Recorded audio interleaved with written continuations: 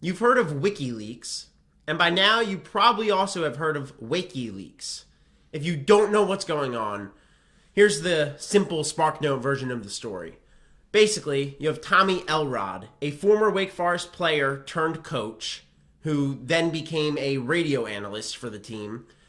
And over the last few years, as was just found out, he's been leaking information about Wake Forest football's game plans to the opposition. This is obviously a huge deal in the sports world, and not exactly the way that Wake Forest wants to be talked about on national platforms. Scott, what's your biggest takeaway from Benedict Elrod? Well, what Tommy Boy did was bad, right? But actually, what got under my skin even more was the reaction from Louisville, believe it or not. Because I believe it. It's just so tone deaf. They just don't get it. No. So twice they responded in a way that I just was shocked. The first was they came out with a statement, a spokesperson, I should say, on behalf of Louisville, came out and said that Coach Petrino, their head coach, was not going to comment on what, quote, appears to be a Wake Forest problem. Excuse me? This isn't a Wake Forest problem. They fixed their part of the problem. This is a Louisville problem. This is potentially an Indiana problem and an Army problem and who knows, maybe an ACC problem. But a Louisville problem, it absolutely is that. And the reason it's a Louisville problem, for those of you who aren't up to speed on the story, it was after the Louisville game that Wake Forest publicly said, we believe we have a security breach in our program. So they found parts of their game plan on the site at Louisville. So this is the second part that got under my skin was now Louisville came out yesterday and did in fact admit to what you're talking about. They said that their coach, Lonnie Galloway, who had ties to Elrod, he did in fact have that conversation, got information, and shared it with other coaches, but basically what the statement says was, yeah, but it's okay because Wake Forest didn't run those plays anyway. So no harm, no foul. Right. What? No. That's not how this works. It's absurd. And Galloway, is under Bobby Petrino, who doesn't exactly have a track record of honesty and integrity. If you just Google Bobby Petrino motorcycle, and you'll know what we're talking about. And for me, it's just infuriating. For Louisville to say this is a Wake Forest problem, that would be like Ron Burgundy driving down the road, tossing the burrito out at Jack Black, skids off his motorcycle, and then, that sounds like a Jack Black problem to me.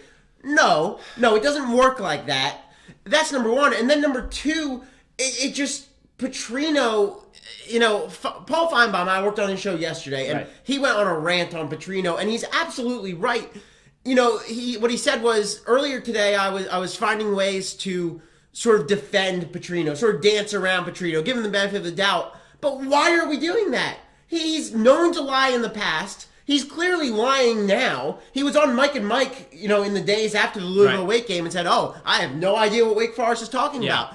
Get out of here, Bobby Petrino. Well, but clearly it's bigger than Petrino even. It's a whole thing on Louisville where they just don't seem to get the problem or aren't willing to recognize the problem. It doesn't matter if Neither does Jim Grove, by the way, but that's a whole other tangent. It doesn't matter if you benefited from this information. That's not where the problem started, and it's not where the problem ended. Right. It's the fact that you facilitated the information, you allowed it to go on, you didn't do anything to stop it. And they did benefit from the information. Wake Forest, according to several sources, according to several reporters, Wake Forest ran...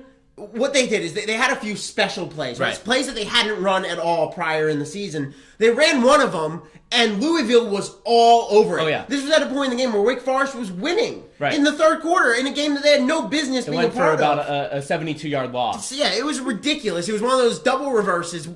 Anyway, and what they did was Wake Forest scrapped all of their plays after that because they realized, their special plays after that, because they realized that Louisville knew what they were going to run. They couldn't do it. So Charlie, they didn't run those plays because they couldn't. So one part of the story that hasn't been talked about as much, we alluded to it, but it's Army, right? Yeah. And Army is on the short list, along with Indiana and Louisville, who has admitted wrongdoing, of schools with connections to Elrod. Did Louisville admit wrongdoing? I don't think so, Scott. They admitted that they had information. I think they did anything but admit there was wrongdoing on their part. But with Army, it's a much more uncomfortable situation because let's say that it is proven that there was conversations with their coaches as well, and that it was shared, or at the very least, nobody did anything to alert Wake Forest, to alert Clawson.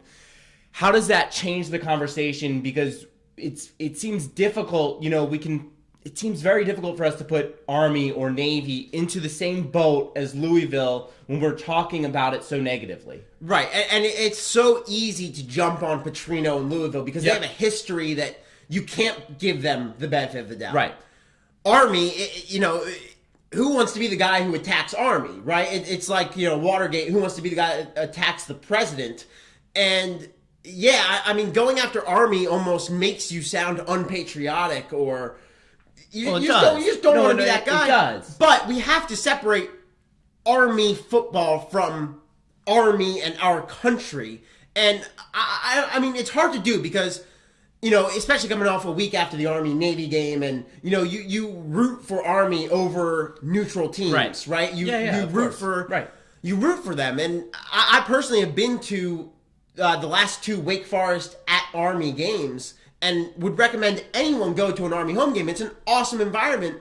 And you're right. You almost feel like you have to say these prerequisites before ripping on Army, whereas Louisville, we weren't specifying Louisville. We were not specifying the football program. We were saying Louisville. Right. And I just think that it becomes a much more difficult conversation to have when we're looking at and talking about Army. And I believe, unfortunately, that might be the next step. And it's going to change the conversation. That'll be interesting to see is how people are now talking about this.